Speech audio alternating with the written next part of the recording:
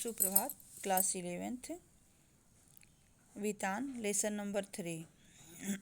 जैसा कि हम लोग अगले दिन पढ़े थे कि आलो अंधारी जो है बेबी हालदार की एकमात्र रचना है, जो एक मात्र घरेलू काम करने वाली महिला रहती हैं।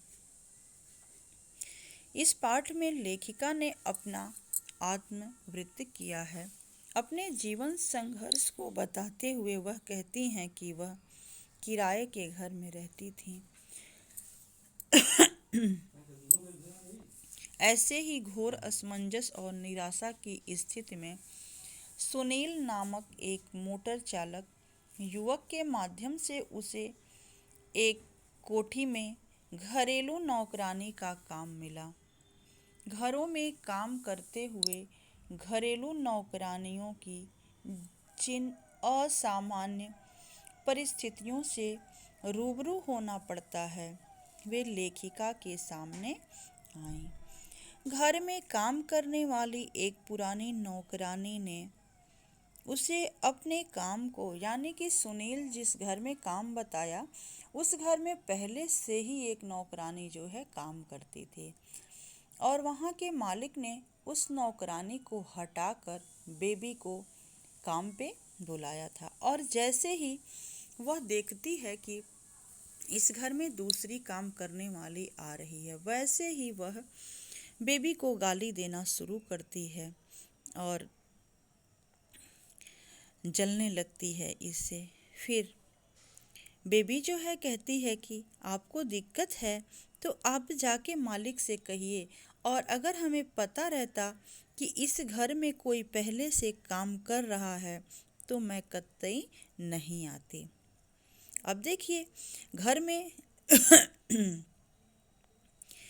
जो मालिक के सद्व्यवहार और इस कथन ने कि कल तुम काम पर आ जाओ, बेबी से मालिक कहते हैं कि कल तुम काम पर आ जाओ, और उसे इस स्थिति से उबार लिया।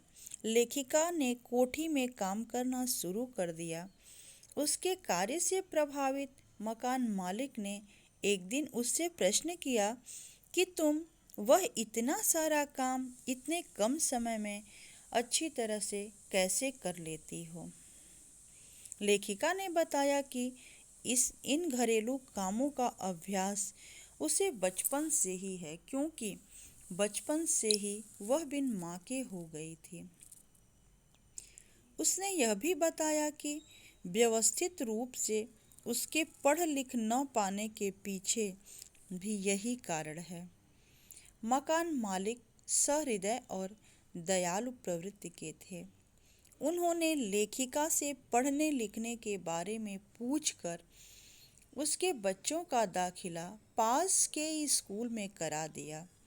लेखिका के अनुसार वह बच्चों को स्कूल लाने लगी और उसके पश्चात कोठी का भी सारा काम करने लगी। उसने अन्यत्र भी काम करने का विचार किया, क्योंकि उसे इस बात की चिंता थी कि थोड़े पैसों में वह बच्चों का पालन पोषण कैसे करेगी और घर का किराया कैसे देगी। उसने मकान मालिक से इस बारे में कहा, किंतु वह शायद निश्चित कर चुका था कि उसे अन्यत्र काम पे नहीं जाना है। उसने अपना पुराना घर बदल दिया। नए घर का किराया तो कम था, लेकिन वहाँ पे बहुत सी असुविधाएं थीं। उसके महीने में होने वाले खर्च के बारे में पूछा, किंतु लेखिका के कुछ न बताने की स्थिति में उसका प्रश्न जो था बिना उत्तर के, यानी कि अनुत्तरित रह गया।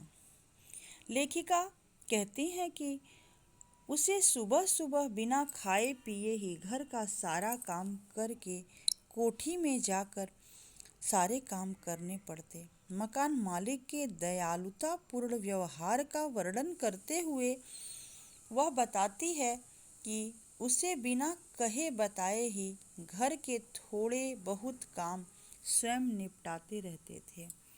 लेखिका के प्रति मकान मालिक का व्यवहार सौजन्यतापूर्ण था। वह उसे देखते ही प्रसन्न हो जाते। मकान मालिक ने बेबी से उसकी दिनचर्या के बारे में पूछा और हमेशा बेबी से उसके खर्चे के बारे में, उसके बच्चों के बारे में दयालुतापूर्ण व्यवहार रखते थे और उसके प्रति सहानुभूति रखते थे। उसने सुबह से लेकर शाम तक का सारा क्रियाकलाप उन्हें बताया। उन्होंने कहा कि इतना सारा काम होने पर भी तुम और काम ढूंढ रही हो, फिर तुम उसके लिए समय कहाँ से निकालोगे? फिर उसने जवाब दिया कि उसी में करेंगे। फिर उन्होंने उनकी मदद करने की मंशा बताते हुए मकान मालिक जो थे वो उसकी मदद करने की मंशा बताते हुए कहे कि तुम्हें और कितना मिल जाए तो तुम दूसरे घर में काम करने नहीं जाओगी। अतः तुम कोई और काम खोजना छोड़कर हर दुख मुझसे बांटा करो ताकि मैं तुम्हारी हर संभव मदद कर सकूं। क्योंकि उनका विचार जो था बहुत दयालुतापूर्ण था। उन्होंने उसे बेटी का दर्जा दिया और अपने लड़कों को अपनत्व जताते हुए उसके भाई के रूप में बताया। वे कुछ भी बहाना बनाकर उसके काम में भी मदद कर देते और उनका छोटा बेटा जो स्वभाव से बहुत ही मृदुभाषी था, वह भी अपना काम स्वयं कर लेता।